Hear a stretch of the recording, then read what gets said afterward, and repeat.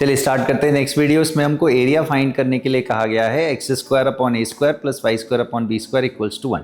तो अगर आप डिग्री नोटिस करो तो डिग्री 2 है दोनों की, और डिग्री 2 है तो दो पॉसिबिलिटी बनती है, या तो ये सर्कल है या तो ये इलिप्स है।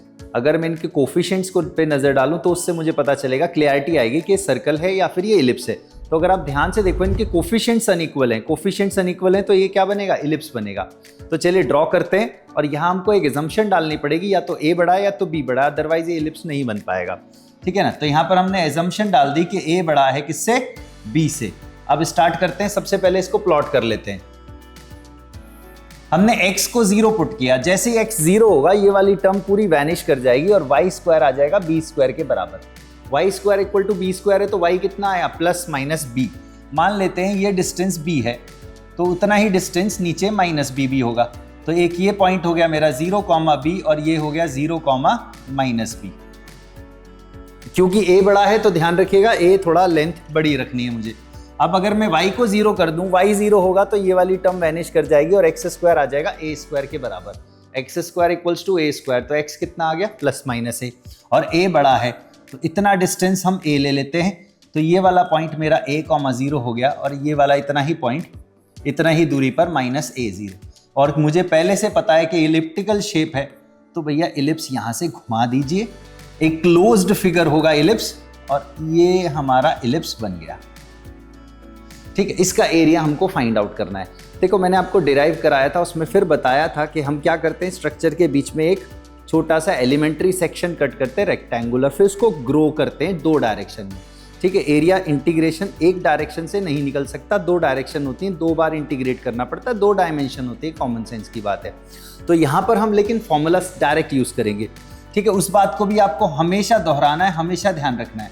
हम क्या करेंगे, फर्स्ट क्वाड्रेंट का एरिया निकाल लेते हैं, इस सेक्शन का एरिया निकाल लेते हैं, 4 टाइम्स कर देंगे क्योंकि इसमें सिमेट्री है, और ये हमारा ये जो ओरिजिन है ये हमारा क्या होता है, इसका सेंटर पॉइंट होता है, और चारों क्वाड्रेंट में बिल्कुल एक जैसा ही बनेगा।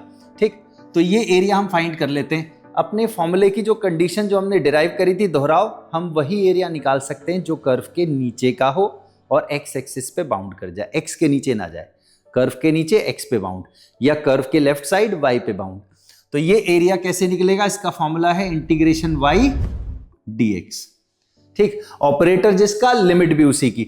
तो लिमिट x की आएगी, कहां से स्टार्ट हुआ है एरिया, ओरिजिन से 0 से, और कहां तक गया, x पे देखो a तक। इसका 4 टाइम्स मुझे करना है, तब जाकर मुझे एरिया मिलेगा कंप्लीट इलिप्स का। और y की वैल्यू कहां से मिलती है, आपको पता है y की वैल्यू उस कर्व की इक्वेशन से मिलती है जिसके नीचे का एरिया आप निकाल रहे हो। तो मैं किसके नीचे का एरिया निकाल रहा हूं, इलिप्स के। तो यहां से मुझे y निकालना पड़ेगा, तो यहां से हम y की वैल्यू निकालते हैं। तो y square upon b square किसके बराबर आया, ये वाली टर्म राइट में गई तो 1 minus x square upon a square. इधर आप एलसीएम ले लो तो a square minus x square upon a square. B square को क्रॉस मल्टीप्लाई कर दीजिए तो बी स्क्वायर इधर आ गया,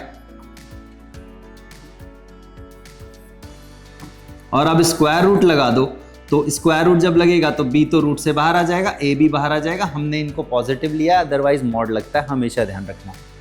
ठीक है, b और a लेंथ होते हैं सेमी मेजर एक्सिस और सेमी माइनर एक्सिस की, हमेशा पॉजिटिव होती है, और प्लस माइनस बिकॉज y की 2 वैल्यूज एग्जिस्ट करेंगी। ठीक है, क्वाड्रेटिक है तो y की वैल्यू हम क्या ले रहे हैं यहाँ पर, plus b by a under root a square minus x square. Plus वाली क्यों ली, क्योंकि हम फर्स्ट क्वाड्रेंट की बात कर रहे हैं, फर्स्ट क्वाड्रेंट में y पॉजिटिव होगा। अब आपको आगे केवल इंटीग्रेशन करना है। इसका इंटीग्रेशन क्या होता है, under root a square minus x square. केवल एक फॉर्मूला है, वो फॉर्मूला लगा देते हैं, वो आपको याद ही करना पड़ेगा, x by 2 as it is plus a square by 2 sine inverse x by ए।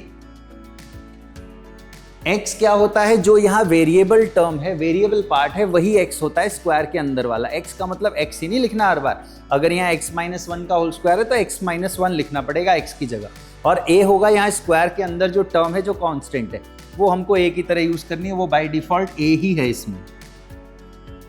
चलिए x की जगह a डालेंगे तो a square minus a square 0 हो जाएगा।